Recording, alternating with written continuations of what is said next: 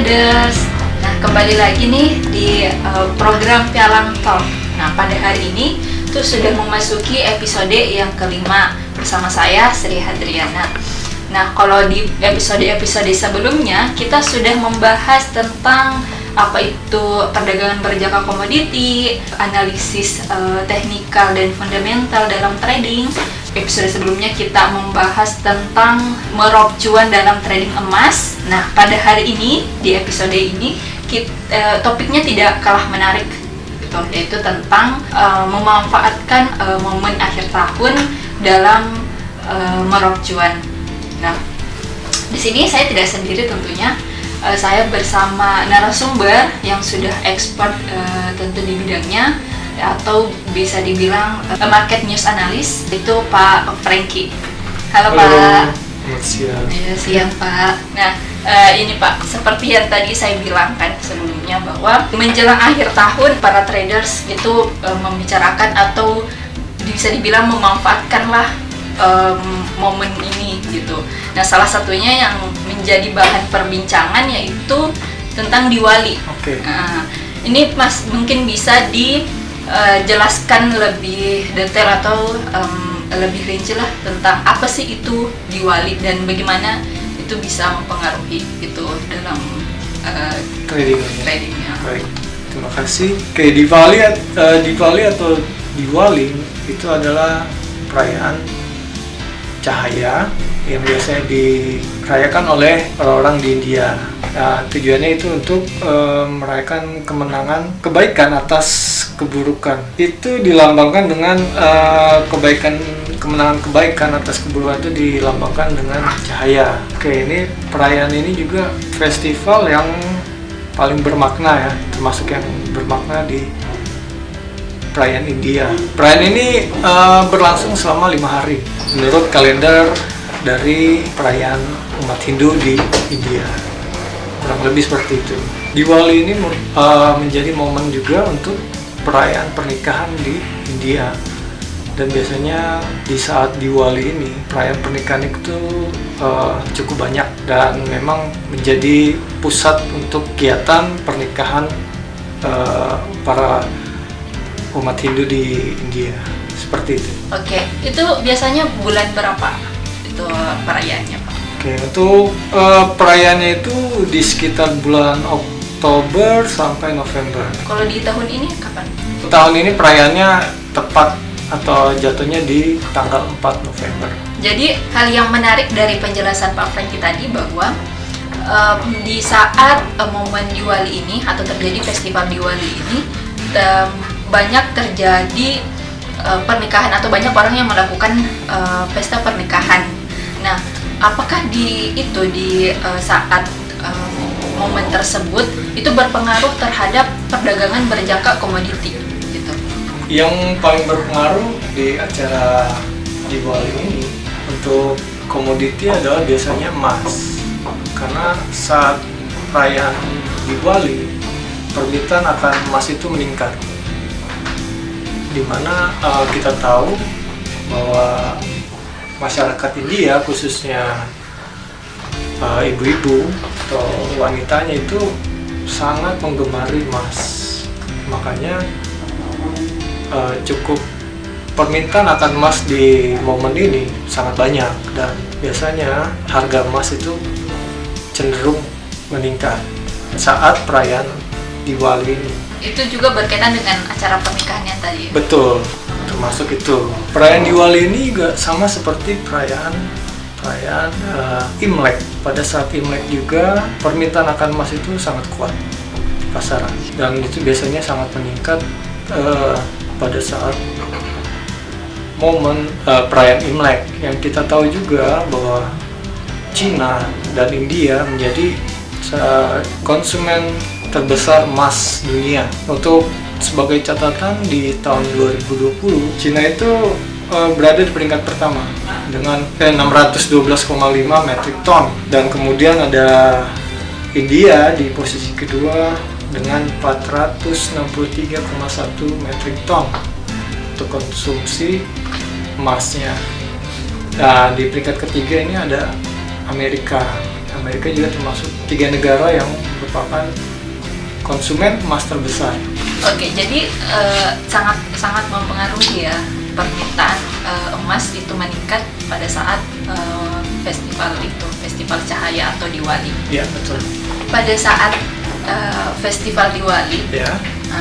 itu kan seperti Pak Franky tadi bilang bahwa terjadi permintaan emas yang meningkat. Betul. Apa sih ya penyebabnya? Apakah itu dipakai dalam festival Diwali tersebut atau berdampak juga karena terjadi banyak pernikahan di festival itu? Baik. Untuk selama Diwali ini memang emas itu jadi primadona bagi warga India, khususnya ini para ibu-ibu. Ada fakta uniknya bahwa ibu-ibu rumah tangga di India ini memegang 11% emas yang ada di dunia. Jadi 11% emas di dunia ini dipegang oleh ibu-ibu di India. Ini merupakan fakta uniknya juga. Pernah di riset di tahun lalu, mereka biasanya menyimpannya itu dalam bentuk perhiasan maupun emas batangan. Memang menyimpan emas ini memang sudah berakar sejak lama gitu, dan memang sudah mendarah daging di kalangan umat Hindu di India. Ada riset juga yang dilakukan oleh Forbes di tahun lalu, memang ibu-ibu ini mengoleksi banyak emas. Menurut catatannya, sekitar 75% simpanan di India ini dilakukan oleh ibu-ibu rumah tangga. Menurut catatan ada sebanyak 75% simpanan di India itu dilakukan oleh ibu-ibu rumah tangga.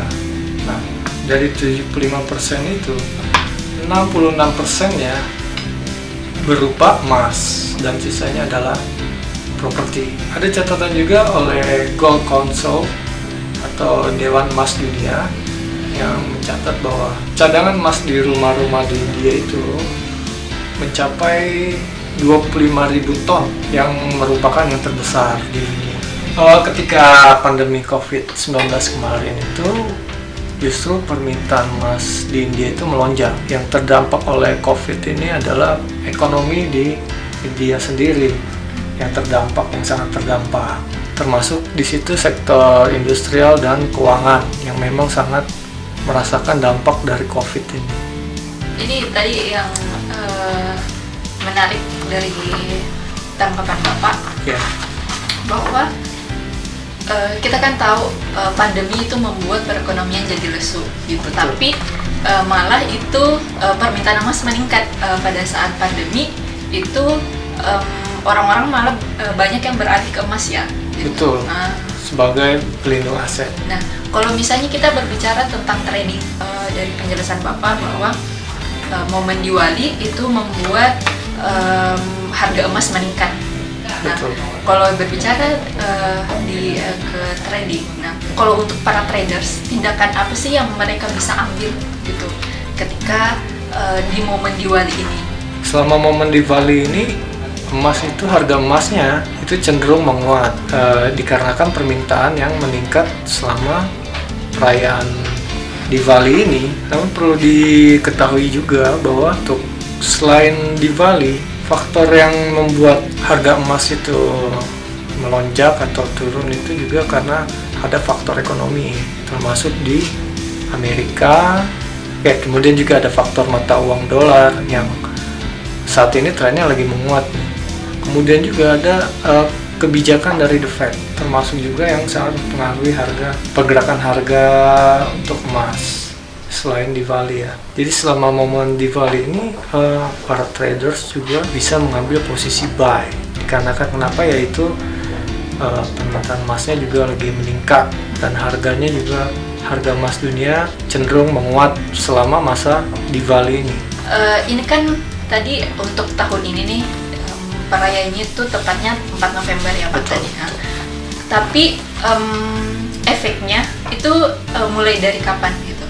Efek dari Diwali ini terhadap kenaikan harga emas dari misalnya dari bulan sebelumnya atau gimana?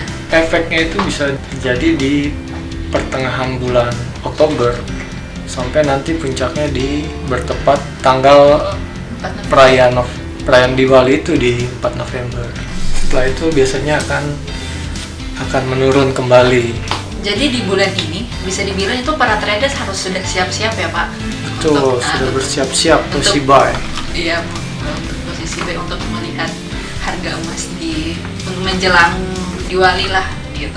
Ini sempat yang tadi Pak Franky singgung bahwa pandemi COVID-19 ini membuat permintaan emas sebagai safe haven. Kan bisa dibilang bahwa pandemi COVID ini membuat perayaan-perayaan besar, entah itu pernikahan, festival, atau segala sesuatu dibatasi lah, mobilitas dibatasi, kerumunan dan segala macamnya.